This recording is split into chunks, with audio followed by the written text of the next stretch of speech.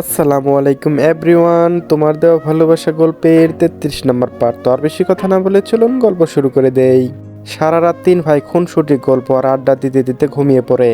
ভোর সকালে আজানের আওয়াজ শুনে ঘুম ভাঙে সানির। সানি আর মোড়া দিতেই ঘুম ভাঙে সাফির। বিছানায় অর্ধেক জায়গা জুড়ে নিশ্চিন্তে ঘুমিয়ে আসে আয়াত, আর বাকি অর্ধেক জায়গায় সানি আর সাফির আড্ডা পার করেছে আজ। সানি অনেকক্ষণ যাবৎ আয়াতকে ডাক দিয়ে ডেকে তুলে নামাজের উদ্দেশ্য। রাতটা প্রায় নির্ঘুম কাটিয়েছে সারা। তার চোখ ভীষণ অবাধ্য, দু চোখ অসম্ভব লাল হয়ে আছে। জোর করে নিজের অশ্রু আটকিয়ে রাখার কারণে বুকের ভেতর যন্ত্রণা যেন আরো তীব্র থেকে তীব্রকার হয়েছে। সানির বলা বাক্যটা মস্তিষ্কে বারবার করা নাচ্ছে, আর ততবার যেন বুকটা কেঁপে উঠছে। ভীষণ আবেগী হয় নিজেকে বোঝাতে ব্যর্থ সারা। নামাজ পড়ে বেলকুনিতে দাঁড়িয়ে আছে সারা। আস্তে আস্তে চারিদিকে ছড়িয়ে পড়েছে সূর্যের কিরণ, মিষ্টি শীতল বাতাস ছুঁয়ে দিচ্ছে তার শরীর। অন্যদিন ভোরের এই অপরূপ রূপ দেখলে মনটা ভালো হয় সারার, তবে আজ হলো না। অস্থির মনের অস্থিরতা আরো যেন বাড়িতে লাগলো। এমন সময় দৃষ্টি পড়ে খানবাড়ির প্রবেশ গেটের দিকে। রায়হান খান আর রবিউল খান গল্প করতে করতে আগে ভেতরে প্রবেশ করলেন। কিছু সময় পর সানি আর সাফি আর আয়াত তিন ভাই প্রবেশ করে। তার অবাধ্য চোখ আটকে যায় সাদা পাঞ্জাবি পরে এগিয়ে আসা সানির দিকে। তিনজন কোনো কথা নিয়ে হাসছে। সারা সানির ঠোঁটে লেগে থাকা হাসির দিকে তাকিয়ে দীর্ঘশ্বাস ফেলে মনে মনে আওড়াল, কি সুন্দর মানুষটা হাসছে, তার জন্য কেউ নির্ঘুম রাত কাটিয়েছে। কারো দু চোখ অনবরত কাঁদছে, তার কিচ্ছু যায় আসে না। মানুষটাকে অবুঝ, আমাকে বুঝে না একটু, নাকি নিষ্ঠুর, কোনো যায় আসে না তার। আসলে আমি সত্যিই নির্লজ্জ, বেহায়া, যার কাছে আমার কোনো কদর নেই। তার দিকে নির্লজ্জের মতো চেয়ে থাকি, যার দরজা থেকে আমাকে তাড়িয়ে দিয়েছিল, একবারের জন্য খোঁজ পর্যন্ত নেয়নি। আমি বেহায়ের মতো আবারও তার দরজায় দাঁড়িয়েছি। সারার ভাবনার মাঝে সানি উপরে সারা বেলকনির দিকে তাকাতেই চোখে চোখ পড়ে তাদের। সারার তীব্র গাঢ় অভিমান খুব নিয়ে তার দৃষ্টি সরিয়ে নেয়, চলে যায় তার ঘরে।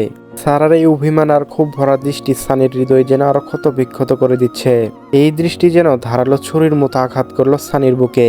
নিজেকে অনেক কষ্টে সামলে নিল সানি। নিজেকে শক্ত রাখার অনেক জরুরি। ভেঙে পড়ে মাঝ রাস্তায় হেরে যাওয়ার ছেলে না সে।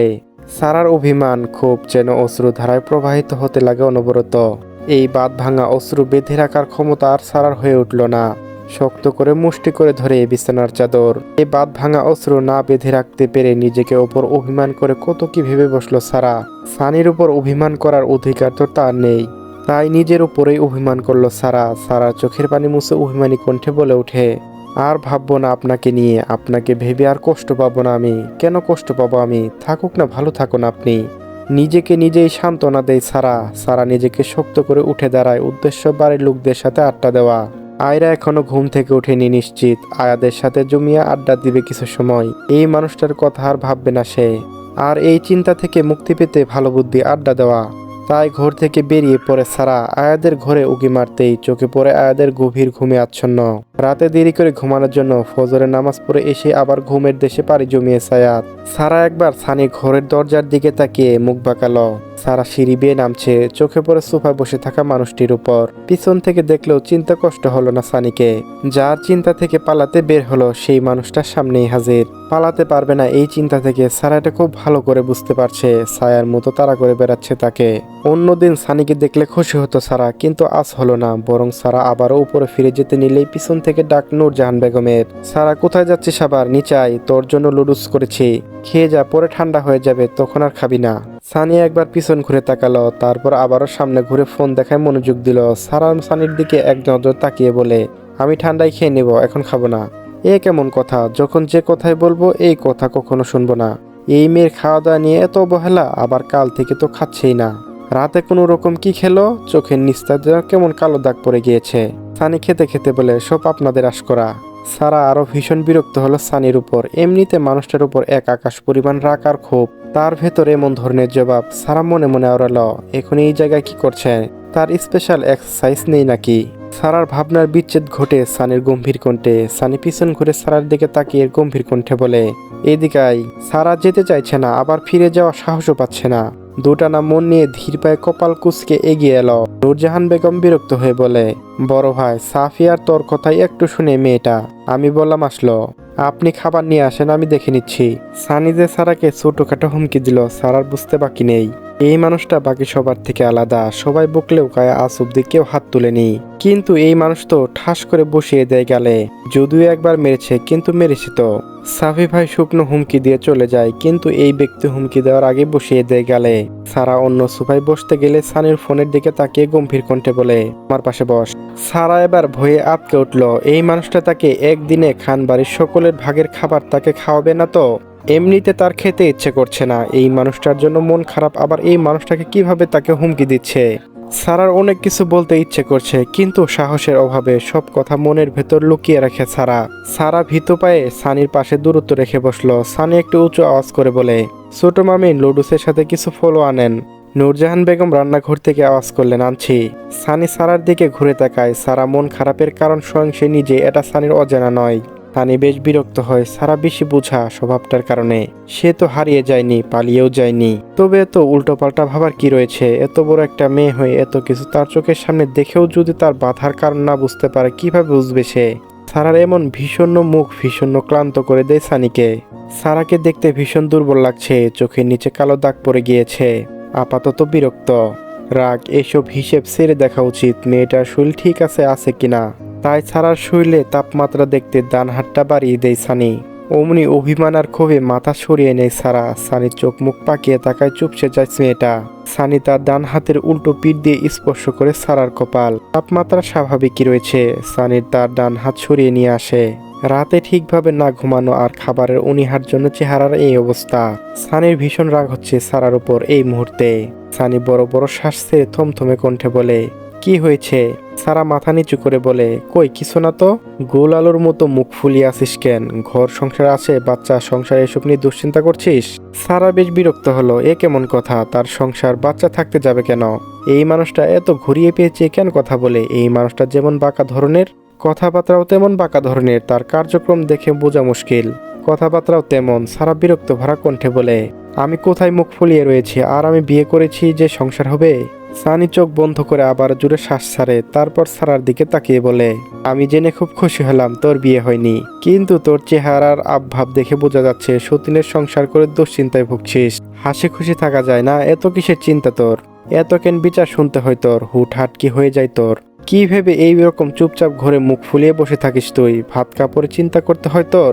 এই খান বাড়িতে তোকে কিসের অভাবে রেখেছে যে এই কারণে এইভাবে মুখ কালো করে বসে রয়েছিস?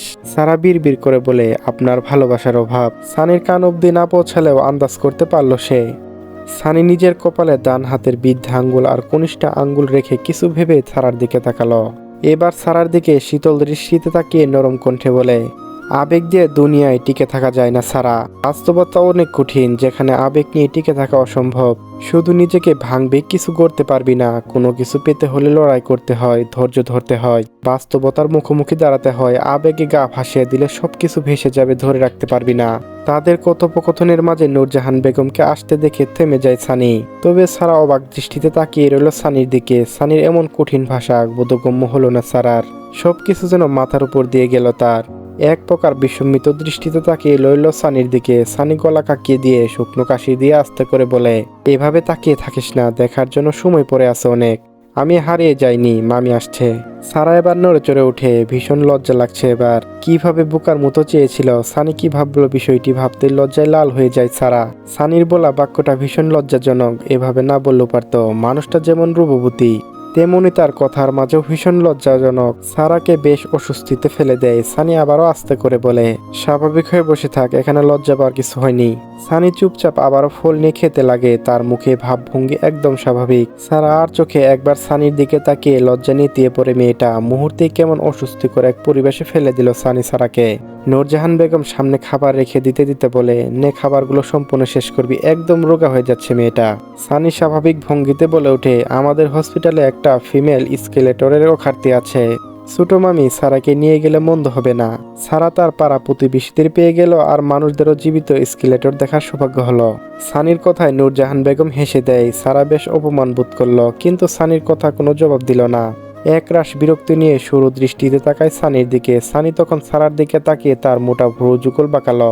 সারার সঙ্গে সঙ্গে চোখ জোড়া তার নামিয়ে নেয়। সানি নিঃশব্দে মুচকি হেসে সোফা থেকে উঠে দাঁড়াতেই নূরজাহান বেগম বলে উঠলেন, কোথায় যাচ্ছিস? কাজে বের হতে হবে তো। শাওয়ার নিয়ে বের হব একবারে, সারাদিন তো আর সুযোগ পাবো না। নূরজাহান বেগম বেশ বিরক্ত নিয়ে বললেন, তোদের শুধু কাজ আর কাজ, এত কাজ কেন তোদের? কাজ নিয়ে পড়ে থাক, বিয়ে শাদী করিস না। উফ ছোট মামি, সকাল সকাল বাদ দেন তো এসব কথা। এখন এটা তো বলবি বিয়ে করতে হবে না, আপাতত এইখানে বসে থাক, সারার খাওয়া শেষ হলে উঠে যাস, নয়তো তুই চলে গেলে অর্ধেক খাবার খেয়ে পলাবে। আমাদের কথা শুনে না এই মেয়েটা। সারা চাচ্ছে না এই মুহূর্তে সানি তার সামনে থাকুক। হুট করে কি বলে ফেলে, মানুষটা সুবিধাজনক নয়, কি থেকে কি বলে ফেলে, পরে তার অস্বস্তিতে শ্বাস আটকে যায় অবস্থা। মানুষটা এই মুহূর্তে চলে গেলে আপাতত অস্বস্তি থেকে রেহাই পায় সারা, তাই ধীর কণ্ঠে বলে, সানি ভাইয়ের কাজ আছে, যাক আমি খেয়ে নিব সম্পূর্ণ খাবার। নূরজাহান বেগম কড়া কণ্ঠে বলে ওঠে, সত্যি তো? সানি বুঝতে পারছে সারা তার সামনে খাবার খেতে পারবে না। সানি মনে মনে আওড়ালো, ভালোবাসি কথা শুনতে মরিয়া হয়ে যাচ্ছে, আর এতটুকু কথায় লজ্জায় কাত হয়ে যাচ্ছে।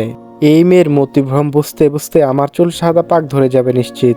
সানির সামনে কয়েক পায়ে গিয়েছে, এমন সময় নূরজাহান বেগমকে আবারও রান্নাঘরের দিকে এগিয়ে যেতে দেখে দাঁড়িয়ে যায়। সানি ধীর পায়ে হেঁটে গিয়ে সোফায় সারা ঠিক পিছনে গিয়ে দাঁড়ায়।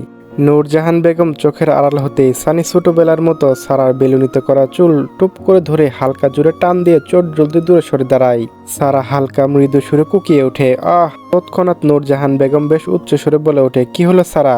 সাবা কথা ঘোরাতে কাপা কাপা গলায় বলে ওঠে, কিছু না মামুনি, ওই খাবারের বাটি গরম ছিল। সাবধানে কাজ করতে পারিস না তুই? ব্যথা পেলি নাকি? না কিছু হয়নি মামুনি। সারা বিরক্ত ভরা দৃষ্টি নিয়ে তাকায় সানির দিকে। সানি খুব সুন্দর না বুঝার ভনিতা করে এগিয়ে আসে সারার দিকে। সারা কিছুটা নিকটেল সোফায় হেলান দিয়ে ঝুঁকে দাঁড়ালো সানি। এরপর সারার দিকে তাকিয়ে স্বাভাবিক ভঙ্গিতে বলে, সাবধানে কাজ করতে পারিস না? কোথায় ব্যথা পেয়েছিস দেখি? কথাটুকু বলে সানি আবারও এগিয়ে আসে সারার দিকে। সারা বেশ খানিকটা রেগে গিয়ে সানিকে কিছু বলতে যাবে, কিন্তু সানিকে এতটা নিকটে দেখে কথাগুলো আটকে আসে সারার। শব্দগুলো আর তার কণ্ঠনালী থেকে বেরিয়ে আসতে পারলো না। সানির পারফিউমের সুবাস তীব্রভাবে হানা দিচ্ছে সারার নাকে। সারার এক মুহূর্তে গায়েব হয়ে ভিড় করে একরাশ অস্বস্তি আর অস্থিরতা। পিণ্ড যেন খুব দ্রুত গতিতে কম্পিত হচ্ছে। সানির উজ্জ্বল শ্যামনা বর্ণের মুখ, ঘন কালো চাপদারি, ঠোঁটের কোণে সেই স্মিত হাসি ভীষণ কাছ থেকে দেখতে পাচ্ছে সারা। পরপর কয়েকবার শুকনো ঢোক গিলে কম্পিত কণ্ঠে সারা বলে ওঠে, চলবে। গল্পটি কেমন লাগলো অবশ্যই কমেন্টে জানিয়ে যাবেন। ধন্যবাদ।